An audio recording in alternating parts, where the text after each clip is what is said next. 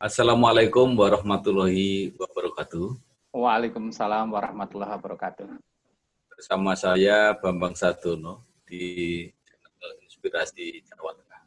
Mudah-mudahan benar-benar bisa memberi inspirasi, memberi motivasi, edukasi, dan syukur bisa mencari solusi. Amin, amin, amin. Hari ini sangat luar biasa, saya bisa ketemu dengan Dr. Andes Usdianto M. Hum, Kepala Sekolah SMA Unggulan CT Arsa. CT, Pak. CT Arsa, ya. Sukoharjo. Ini adalah sekolah boarding school, betul nggih? Betul, Pak. Jadi siswanya di asrama. Yang sangat luar biasa adalah bahwa SMA ini gratis. Betul, betul, betul. Selama sekolah gratis. Nah, inilah saya kira Pak Usdianto sesuatu yang menarik ketika anak-anak lulusan SMP sekarang sedang berjuang untuk seleksi masuk SMA SMK, SMA unggulan CT Arsa, CT Arsa, ya. Arsa ini justru sudah selesai, sudah masuk semua, ya. Jadi ketika murid-murid SMP sudah sedang mulai sibuk untuk seleksi masuk SMA, SMA unggulan Siti Arsa ini sudah selesai. Sudah, dan Pak, sudah selesai. Sekolah gratis, boarding school. Karena itu mohon Pak Usdianto bisa bercerita. Ini gimana? Pasti orang pengen banyak tahu tentang sekolah unggulan ini. Silakan Pak. Terima kasih Pak Bambang dan seluruh pemirsa dan teman-teman pendidik, anak-anakku semuanya. CT Arsa Foundation itu sebuah yayasan nirlaba. Namanya CT Arsa, itu singkatan dari CT-nya Khairul Tanjung. Arsanya, ya, Arsa Anita Ratnasari. Jadi Ibu Khairul Tanjung. Nah, sekolah ini sebenarnya sudah ada di Medan sejak tahun 2010. Jadi beliau ini diawali dengan bencana tsunami di Aceh. Lalu anak-anak yang kehilangan orang tua beliau ambil, beliau bawa ke Deli Serdang, dibuatkan rumah madani. Kemudian mereka disekolahkan oleh Pak CT dan Bu Anita ini, disekolahkan ke sekolah-sekolah di sekelilingnya. Tapi kemudian terinspirasi, kenapa tidak saya buat sekolah sendiri? Lalu tahun 2010, kompleks rumah madani ini diubah menjadi sebuah SMA berasrama. Maka diberi nama SMA CT Arsa Deli Serdang Medan. Ternyata dari sana itu meluluskan lulusan yang hebat-hebat. 95% lulusan CT Arsa Medan diterima di perguruan tinggi negeri bergengsi di seluruh Indonesia. Nah, kemudian dari sana Ibu Anita yang asli dari Solo meminta untuk didirikan di Solo. Lalu di Sukoharjo inilah yang pertama, sekarang baru 2 tahun Mbak, baru naik ke kelas 3. Itu untuk anak-anak dari keluarga tidak mampu. Fakir miskin, yatim piatu seluruh Jawa Tengah dan bahkan di IY. Jadi mereka kami ambil anak-anak dari keluarga tidak mampu, kemudian dibiayai penuh, mulai dari pakaian, seragam, asrama, seluruhnya. Itu dari Pak Khairul Tanjung. Jadi CT Arsa Foundation ini pembinanya Pak Khairul Tanjung, ketuanya Ibu Anita Ratnasari, di bawah naungan CT Corps.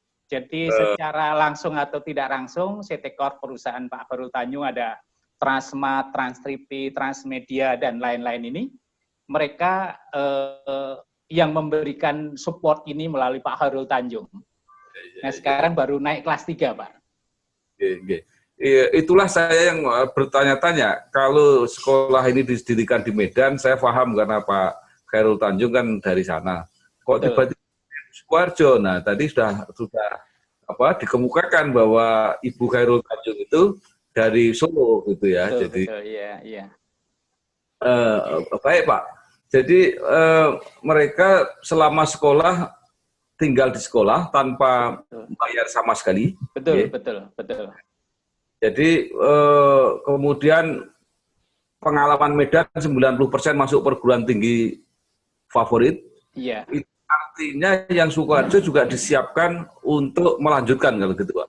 Betul, Pak. Jadi Pak Hairul Tanjung dan Bu Anita menyampaikan pada saya, silakan Pak Us, sekolah ini saya serahkan Pak Us. Mau dibentuk dengan metode, dengan teknik, dengan strategi seperti apa. Yang penting, satu, anak ini punya kepribadian dan karakter yang unggul. Yang kedua, anak-anak ini menjadi sehat. Dan yang ketiga, harus lulus diterima di seluruh perguruan tinggi 100%, begitu Pak. Jadi targetnya anak-anak ini harus melanjutkan seluruhnya. Iya. Setiap angkatan diterima 200, Pak, ya kalau nggak salah. 200, Pak, betul. 200 untuk 8 kelas, jadi masing-masing 8 kelas. Rata-rata 25 jadi Pak, jadi kelasnya lebih sedikit dari sekolah negeri.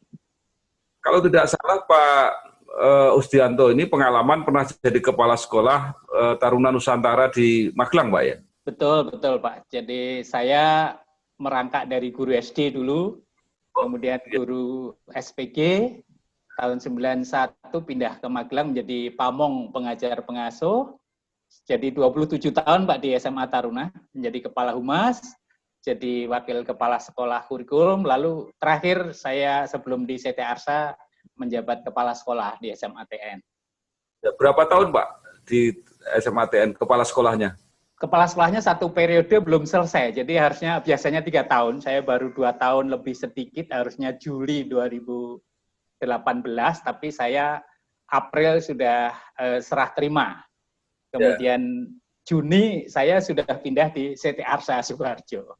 Ya, itu karena memang mau pindah atau gimana itu? Ada 2 dinamika Pak. Memang di Taruna Nusantara itu sepanjang sejarah itu kepala sekolahnya dari militer, bintang 1 atau bintang 2. Jadi baru pertama kali itu saya yang ke-11 itu guru menjadi kepala sekolah. Kemudian dari sana setelah pergantian kepala sekolah biasa seperti di dosen kembali menjadi guru biasa.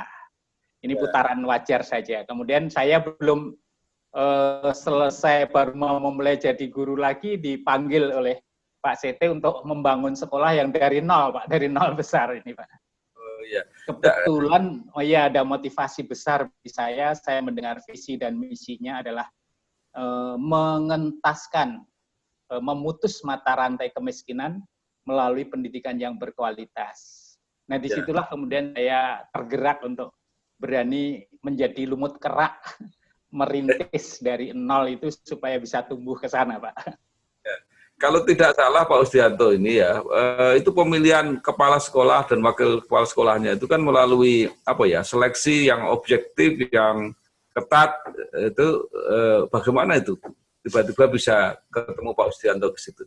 Jadi beliau kan meminta kepala dinas provinsi untuk mencarikan kepala sekolah yang bisa memimpin sekolah berasrama. Salah satunya saya yang ditawarkan, lalu dengan mekanisme diseleksi, lalu terakhir wawancara, saya diwawancara oleh tim. Saya juga tidak tahu apa kualifikasi saya paling baik, tapi saya lalu dipilih untuk desainnya. Jadi hanya sederhana saja menurut saya, karena keikhlasan saya saja barangkali ini, lalu saya diminta untuk memimpin sekolah itu dengan catatan sekolah ini harus jadi, begitu kira-kira Pak. Nah, sekarang gini Pak Usdianto, kalau dibandingkan dengan sekolah TN, itu berapa persen dari TN itu yang masuk perguruan tinggi favorit? TN juga rata-rata 90-an% ke sana, karena kurang lebih 20-30% itu masuk ke Akademi TNI Polri. Nah, kadang ada anak yang belum bisa masuk tahun ini itu beberapa hal. Satu, anak-anak TNI itu pandangannya terlalu banyak sekolah perguruan tinggi negeri tertentu saja. Jadi perguruan tinggi tertentu itu menurut mereka nggak jadi pilihan, padahal dia bersaingnya dengan teman-teman sendiri. Misalnya Pak, di fakultas kedokteran tertentu, di universitas tertentu. Jelas jatah SNPTN kita hanya 9. Tapi ada 21 anak yang ikut. Sudah saya ingatkan, Nak, kamu jelas ini rankingnya kalah dengan temanmu kok nih. Ya Pak, daripada saya di sekolah lain tidak saya masuki, lebih baik saya ke sana nanti ikut SBMPTN. Jadi salah satu yang menyebabkan anak-anak TN itu tidak 100% diterima itu pilihan-pilihan mereka yang bersaing dengan teman-temannya di level atas itu gitu. Jadi ujiannya Pak Usdianto kan tahun ini. Betul Paknya. Tahun ini. Penerimaan mahasiswa baru. Nah, betul, ya. Saya dibandingkan dengan kondisi SMA Taruna Nusantara, bagaimana kira-kira kesiapan ini SMA unggulan CT Arsa Sukoharjo ini? Iya, jadi kan saya itu guru murni, Pak. Guru murni, sudut pandang saya sejak dari SPG menjadi FKIP dan seterusnya. Sehingga saya punya arah, oh anak ini akan ke sana. Nah, saya menekankan strategi sejak awal di kelas. Guru-guru ini sudah saya training sendiri dengan tim itu, mulai dari persiapan mengajar, teknik mengajar, dan seterusnya. Saya meminta yang nomor satu, guru-guru itu dalam memilih silabus, mengembangkan silabus itu sudah dia pilih, oh mana silabus yang esensial, materi mana yang esensial, ini yang menjadi fokus. Kemudian yang kedua, saya tekankan pada Bapak Ibu, kalau mengajar di kelas, materi itu harus bulat, bundar leker. Begitu anak melangkah keluar kelas itu sudah ada kata, oh begitu. Sehingga konsepnya sudah bulat dulu. Nah, kalau konsep tidak bulat dari semester awal, anak nanti akan benjo di perjalanan, apalagi setelah ujian. Dia mengemas materi di benaknya itu hanya 75%, tertekan oleh waktu, tertindih materi yang lain, keluar hanya 50%. Maka ketika ujian akan fail. Tapi kalau sudah bulat begini, anak-anak itu nanti akan gampang. Terus berikutnya, teman-teman sudah saya seperti bimbingan belajar ini, teman-teman, instrumen penilaian itu mutlak untuk menjadi tolak ukur kesuksesan kita. Maka saya minta teman-teman kalau membuat soal, ini soal biasa, ini soal UN, ini soal SBMPTN, dari satu topik yang sama. Nah, ini berangkai ke sana sehingga anak-anak sejak kelas 1 sudah kenal. Oh, SBMPTN seperti ini. Kira-kira begitu, Pak. Jadi sejak awal. Baik, sekarang bicara soal guru, Pak. Ini SMA unggulan ini merekrut guru dari guru-guru yang sudah berpengalaman atau bahkan ada yang ASN, pegawai negeri, atau gimana supaya mendapat guru-guru yang terbaik? Jadi yayasan membuka pendaftaran terbuka dengan kualifikasi tertentu. Permintaan saya pada yayasan antara lain satu, dia harus punya kemampuan akademik yang memadai. Jadi katakan nilainya plus lah begitu. Sehingga basic ilmunya sendiri sudah kuat. Berikutnya yang kedua, dia mempunyai nilai plus keterampilan mengajar, membuat media pembelajaran, lalu menciptakan suasana kelas yang menyenangkan, plus jangan lupa yang nomor satu adalah semangat untuk berkembang. Nah, di situ kemudian setiap saat kami adakan pelatihan berjenjang di sekolah. Yang direkrut tidak hanya yang sudah berpengalaman, tapi bahkan fresh graduate. Satu-satunya yang tua hanya saya, Pak, di sana. Jadi anak teman-teman guru saya ini umur 20-an, 23 sampai maksimal ada 30 tahun. Jadi semua orang anak-anak muda, Pak. Ya. Pertanyaannya kemudian, ini kan SMA swasta ya, jadi guru-gurunya itu nggak akan jadi pegawai negeri, kira-kira begitu. Betul, yeah.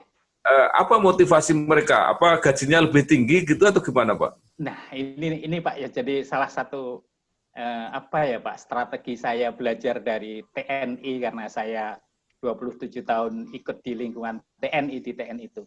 Ternyata yang nomor satu itu menumbuhkan motivasi internal. Jadi bagaimana seorang prajurit bahwa mati itu kebanggaan, bukan gajinya begitu, Pak. Jadi di sini saya ambil bahwa Bapak Ibu setelah masuk ke sini saya tantang. Bapak Ibu kalau jadi guru di sini motonya nek wani ojo wedi-wedi. Nek wedi ojo wani-wani. Nah, kita berjuang dari nol. Yeah. Saya memerlukan guru-guru dan teman karyawan yang mau berjuang untuk membuat sekolah ini jadi. Begitu kira-kira. Jadi yang nomor satu motivasi internal untuk ini CT Arsa bisa. Baru setelah itu gaji nomor dua, Pak. Walaupun memang kalau dibandingkan dengan PNS, gaji mereka ya sedikit lebih baik dari PNS begitu, Pak. Ya. Apalagi kan kalau swasta kan nggak akan dapat pensiun ya. Kalau Betul, betul. semangat itu pasti, tapi kalau Ya, pulang ke rumah kan juga ditanya yang di rumah itu. ya, ya. Apa mungkin ada kesejahteraan lain gitu Pak selain gaji? Jadi gaji, kemudian kita makan ada di sekolah gitu ya Pak. Jadi ada makan di sekolah, kemudian apa ya Pak, teman-teman ini saya juga heran. Masuk itu kan jam 7 sampai jam 4. Tapi hampir tidak ada guru yang pulang jam 4 Pak. Jam 5, setengah 6, maghrib di sekolah begitu. Ya, mereka justru kalau mengajukan proposal macam-macam pada kepala sekolah itu setelah mengajar. Setelah jam 4 gitu, sehingga kepala sekolah tidak mungkin pulang jam 4 gitu. Jadi kalau gaji mungkin karena dibanding dengan PNS juga sudah lebih baik barangkali begitu Pak, dibandingkan dengan swasta-swasta yang lain di sekitar kita lebih baik. Nah, barangkali itu salah satu juga kita tidak mengesampingkan lah bahwa kita perlu hidup begitu. Nah, yayasan juga memberikan tunjangan hari raya seperti situasi pandemi seperti ini pun Ibu Khairul Tanjung tetap memberikan gaji penuh, kemudian tunjangan Idul Fitri penuh begitu untuk teman-teman semuanya. Seraya di perusahaan Pak CT pun ada karyawan yang di PHK sekian persen dan sebagainya karena kondisi. Tapi yang jadi guru di sini seluruhnya masih diberikan finansial penuh oleh beliau gitu Pak. Apalagi kalau kepala sekolah pasti lebih baik dari waktu di Taruna Nusantara Pak ya? Tidak Pak, kalau dari sisi itu tidak, karena TN itu sudah besar segalanya. Gitu Besar ya? dari A sampai Z. Apa ya Pak, jadi bukan, kalau saya benar-benar, kalau dari itu, mohon maaf, tidak sebanding, tapi ada aspek lain yang Itu akan menjadi karya penjenengan yang monumental kalau sukses kan? insya Allah itu Pak, insya Allah ini yang jadi tekad saya, yang motivasi saya. Kalau dari segi jumlah guru cukup Pak ya? Cukup Pak, jadi kami membuat perbandingan rasio guru seperti PNS itu kan minimal maksimal mengajar 24 jam. Nah, di sini teman-teman juga kami buat minimal guru itu sesuai seperti apa yang dicanangkan oleh Dikbud. Sehingga semua guru, yang satu harus linear, semua guru harus sesuai dengan jurusan. Kemudian yang kedua jamnya sesuai dengan kapasitas yang ditetapkan oleh Dikbud, sehingga tidak ada overload bagi guru-guru, sehingga mereka masih punya kesempatan untuk belajar. Ya. Kalau dari segi fasilitas Pak, saya lihat kampusnya sampai 8 hektar. Kalau dibandingkan dengan Taruna Nusantara, besar mana Pak? Kalau TN itu sekali lagi Pak, TN itu sulit cari bandingannya Pak, jadi karena di sana 25 hektar Pak di TN itu Pak, jadi di TN itu besar, dan TN itu kan sudah meluluskan sampai angkatan ke-28. Alumninya sudah lebih dari 8.000, dan mungkin tahun depan ini sudah ada yang jadi bintang 1 Pak ini, anak-anak di sana. Sedangkan kami kalau dibandingkan dari sisi itu bukan perbandingannya Pak. Nggih. Tapi kan sudah mulai kelihatan Pak. Saya lihat sepintas sudah mulai apa ya, kejuaraan-kejuaraan gitu sudah mulai ada. Amin Gimana ini. perkembangannya Pak? Jadi anak-anak yang pertama, saya meminta mereka, guru-guru, mencari potensi anak-anak. Lalu kami trigger dengan metode bahwa 30% dari komunitas itulah yang punya kontribusi 70% dari institusi. Maka kemudian anak-anak yang 30% ini kita berikan support lebih. Kesempatan untuk konsultasi, kesempatan lomba, sudah banyak yang juara nasional, lomba karya ilmiah, lomba dai, termasuk ini sebenarnya PBB TUB ini juara kabupaten ini, maju ke provinsi, sayang mungkin di provinsi tidak ada gitu ya. Jadi cukup banyak anak-anak yang punya potensi nih Pak. Yang penting kesempatan yang kita berikan pada anak-anak ini seluas-luasnya, lalu didukung oleh finansial dari yayasan maupun dari dana bos kita. Alhamdulillah menggembirakan Pak, dari anak-anak yang pating kecumut nuwun sewu, dari anak-anak keluarga tidak berada di sana itu belum berbentuk begitu.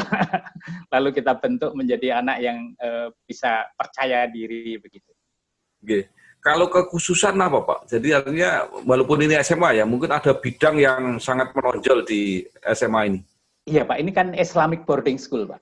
Oh, Islamik pakai Islamic Islam. boarding school, jadi anak itu core bisnisnya perpaduan antara sains dan mengaji.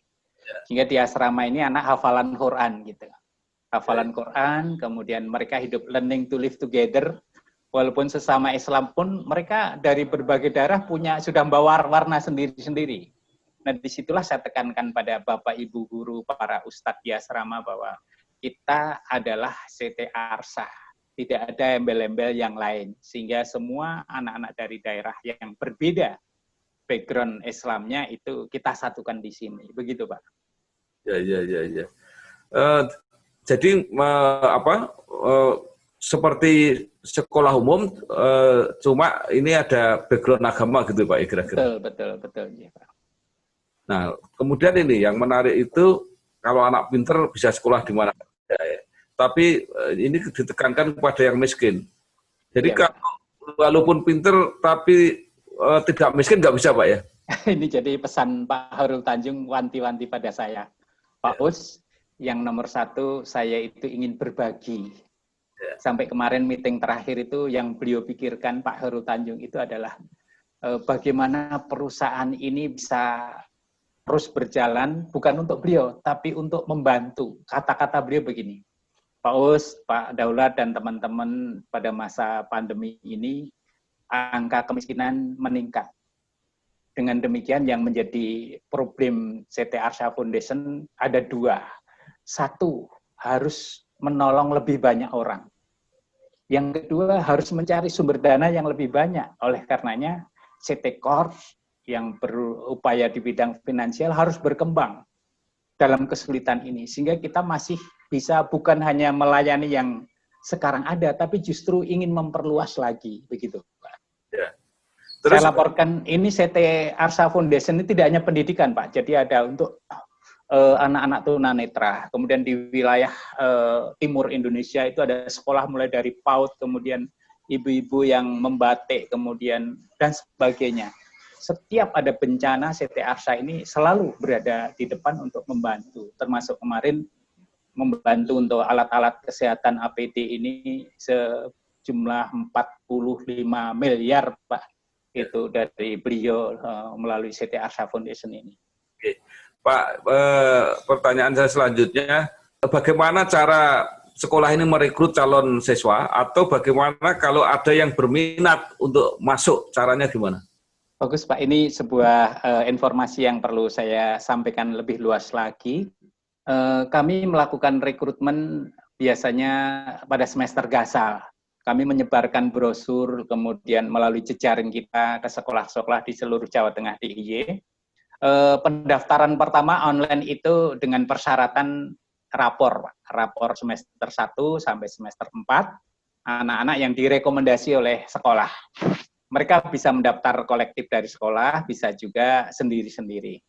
Kemudian kami lakukan tahap kedua itu tes akademik dan potensi skolastik. Jadi tes potensi akademiknya seperti UN plus gitu. Kemudian tes skolastiknya untuk mengetahui potensi dasar kemampuan umum mulai dari numerik, kemudian verbal, sains, dan lain-lain. Sehingga harapan kami dapat bibit yang bagus dulu. Setelah itu mereka lolos, biasanya pendaftar lebih dari 1.000. Yang lolos ini kemudian kami survei ke daerah, Pak. Langsung kami menuju lokasi alamat itu. Nah inilah biaya yang cukup tinggi untuk mencari anak-anak yang benar-benar tidak mampu. Bahkan Medan jauh lebih sulit medannya begitu. Kita menuju pelosok mulai dari bagian barat sampai dengan bagian timur di lereng Lawu, kemudian sampai di lereng Gunung Slamet di sana, Pak. Kita menerjunkan tim untuk survei ke rumah-rumah. Ya, lalu ukurannya apa, Pak? Dikategorikan tidak mampu itu? Yang pertama, anak-anak yang secara formal oleh institusi resmi, dia mendapat KIP, mendapat PIP, kemudian oleh kepala desa dan lain-lain dinyatakan tidak mampu. Jadi ukuran tidak mampu kita pertama menggunakan tolak ukur formal yang ditetapkan oleh pemerintah. Setelah itu itu masih lebih, Pak. Jadi anak-anak yang mendapatkan rekomendasi resmi ini masih sama-sama pemegang KIP, sama pemegang PIP, tapi kemudian kami cek ke rumah, lalu kami prioritaskan, ada yang rumahnya masih lantai tanah, kemudian ada yang, mohon maaf, kumpul wedus, bukan kumpul kebu, Pak. Satu rumah itu, rumah di sini ada kambingnya di situ, jadi satu, Pak.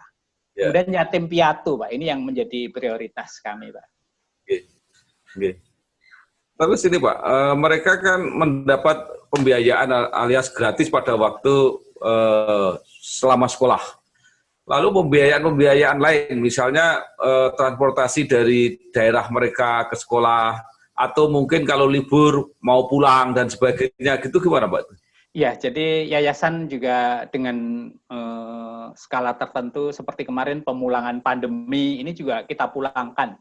Kita antar sampai titik-titik tertentu, bisnya kita sterilisasikan, didampingi guru, lalu titik tertentu ketemu orang tuanya. Jadi memang ada biaya-biaya yang seperti itu. Namun demikian untuk kepulangan mereka kan hanya pada saat libur, Pak, pada saat libur. Dan kalau pulang itu anak-anak dari sekolah sudah kami bekali makan. Makan, minum, sehingga mereka tidak perlu jajan di jalan. Kira-kira sampai di situ, Pak. Ya, baik. Nah, sekarang khusus pertanyaan selama pandemi, Pak. Ini kan anak-anak belajar di rumah. Itu gimana, Pak? Atau belajar di asrama? Gimana? Dulu, jadi ketika pimpinan sudah menetapkan untuk anak-anak dipulangkan belajar di rumah, kami masih bertahan sampai dengan tanggal 21 April. Jadi kami melakukan karantina internal, lockdown internal, belajar di asrama, tetapi tidak bertatap muka dengan Bapak Ibu, karena Bapak Ibu ada di luar asrama, Pak. Bedanya dengan di TN, kalau Bapak Ibu guru SMA TN ada di satu komplek. Kalau ini kami semuanya tinggal di luar asrama. Kita tetapkan dengan protokol ketat, untuk mulai dari pos security depan, cuci tangan, pakai masker, dan seterusnya. Anak-anak belajar ada di asrama, di kelas, dan sebagainya. Nah, sehingga alhamdulillah dari tanggal 16 Maret sampai 21 April aman. Lalu kami lapor pada beliau mengizinkan anak-anak dipulangkan.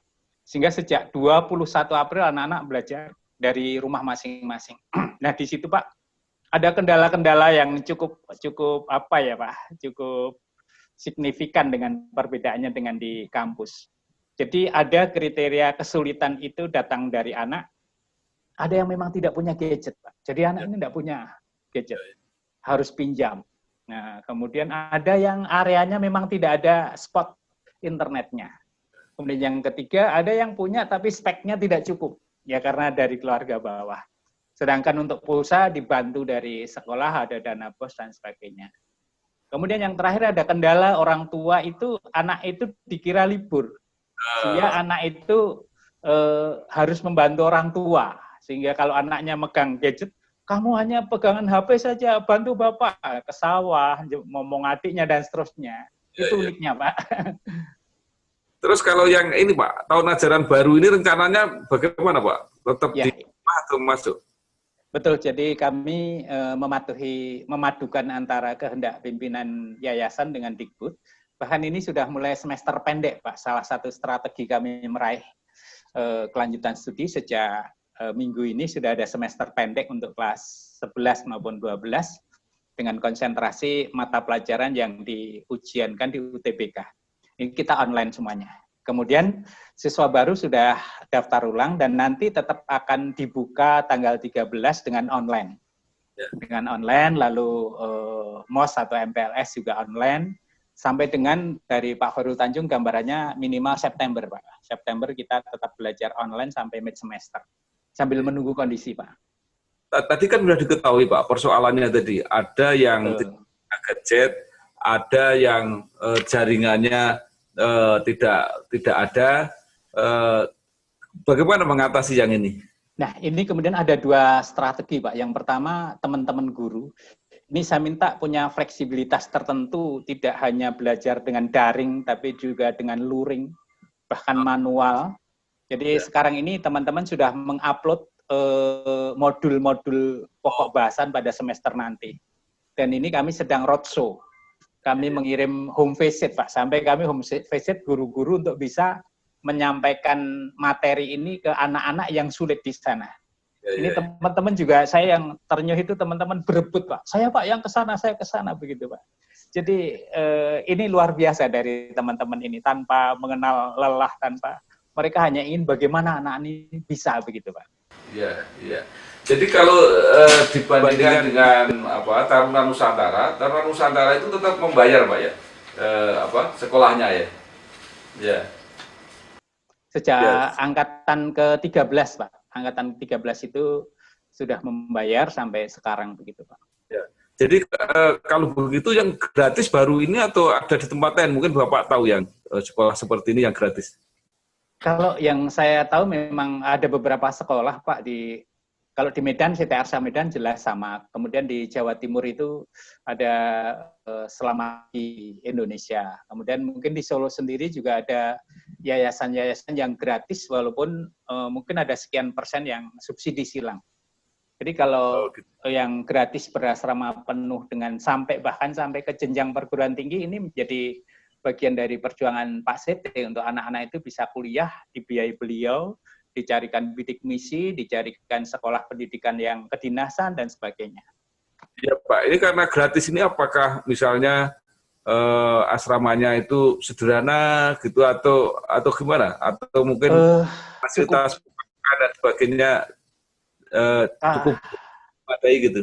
kalau mulai dari kelas ya Pak, kelas perkantoran, mohon maaf saya juga membandingkan ke sekolah-sekolah lain dari fasilitas meja, kursi, mobiler, slide, LCD, jaringan internet, berada di sedikit lebih baik dari teman-teman yang lain, bahkan sekolah negeri yang besar sekalipun.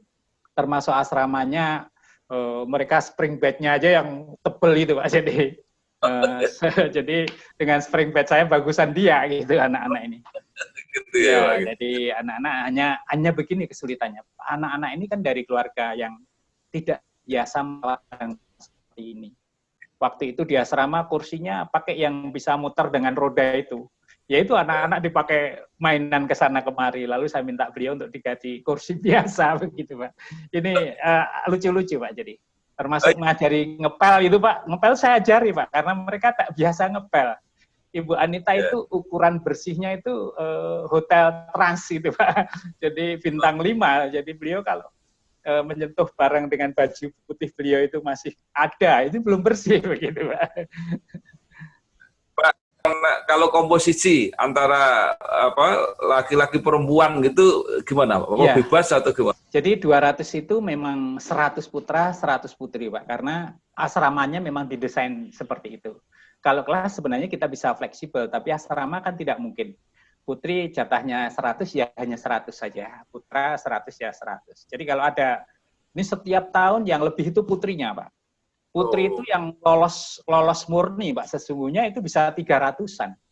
Tapi karena kuotanya hanya 100 ya terpaksa kita potong begitu Pak. Ini yang kasihan sebenarnya, memang perlu ada yayasan lain yang harus menampung mereka gitu Pak. Jadi kecenderungannya yang putri lebih pintar gitu Pak kira-kira? Dalam ini setiap semester ya Pak, 8 kelas ini. Ini 6 sampai 7 itu yang peringkat kelas itu putri gitu ya. Putranya nyodok 2, 3 begitu Pak. Jadi karena memang bibitnya lebih banyak putri, kita memilih lebih banyak putri.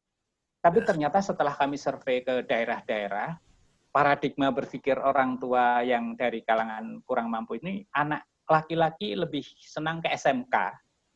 Kemudian nanti setelah itu bisa kerja. Atau mungkin nanti ikut BLK, lalu ke Jepang, ke Korea, pulang buka bengkel sendiri. Begitu paradigma berpikir mereka. Kami juga tidak menyalahkan, karena anak ini nanti harus ini segera bisa kerja begitu. Baik Pak Dr. Andes Usdianto M.Hum, saya kira informasi ini sangat menarik. Mungkin masih ada yang kelewatan yang ingin Bapak sampaikan kepada masyarakat, apa kira-kira tentang sekolah ini? Yang pertama begini Pak, jadi pendidikan itu kan alat strategis untuk merebut masa depan. Oleh karenanya pendidikan harus diberikan yang berkualitas terbaik. Kalau tidak kita akan fail. Yang kedua, kita tidak bisa berdiri sendiri. Nah, sekolah-sekolah swasta ini kami berharap regulasi dari pemerintah ini lebih leluasa, sehingga variasi sekolah untuk menuju keunggulan ini mendapatkan wadah yang lebih leluasa. Kita tidak terjerat oleh regulasi yang mengganggu. Saya bersyukur Pak Menteri Mas Nadiem ini memberikan kelonggaran yang luar biasa pada sekolah-sekolah swasta termasuk guru-guru. Yang terakhir kami berterima kasih pada semua pihak, para pimpinan di Dikbud, pimpinan daerah yang sudah membantu, dan juga Pak Bambang ini yang beri peluang luar biasa di Inspirasi Jawa Tengah. Mudah-mudahan kami akan bisa memperkenalkan anak-anak nanti langsung pada Bapak gitu. Terima kasih. Ini nanti masih kita lanjutkan lagi dengan prestasi-prestasi. Lain kali kita komunikasi lagi, Pak Dr. Andes Ustianto MHum. Selamat bekerja. Mungkin ditambah selamat berjuang karena pendidikan punya cita-cita yang tinggi, ya. Salam khusus dari adik saya Nur Hidayat yang di Tempo untuk Bapak gitu. Itu adik saya. Oh iya. Dari Undi. Iya. Oke. Terima kasih. Sukses. Sampai. Terima kasih Pak.